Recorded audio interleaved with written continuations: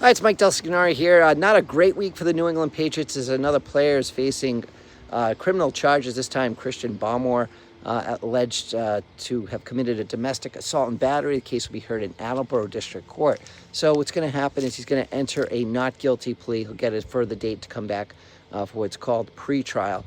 Now, in a lot of these cases, the alleged victim may not be interested in prosecuting the case, but the case doesn't end quickly based on the victim's wishes. Once the charges are filed, they're in the name of the Commonwealth. So the DA will have to decide whether the charges will continue. Now, if the victim's not on board, doesn't wish to prosecute the case, typically the DAs will respect those wishes. The case will be set down for what's called a bench trial date, and the case will eventually be dismissed.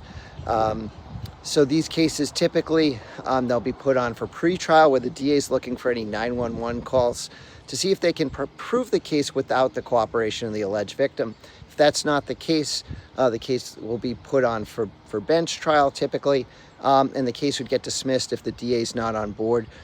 If the victim's not on board with the case and there's no other way to prove the case, such as an independent witness or a 911 call. It's very common. It could be that the victim is on board and maybe Christian Barmore will have to go to trial and face and perhaps a jury trial. He may have a very good defense. Very little information at this point. He's presumed innocent. Standard proof is beyond a reasonable doubt. So this is an incident that happened some time ago. So in many of these cases, it can be worked out and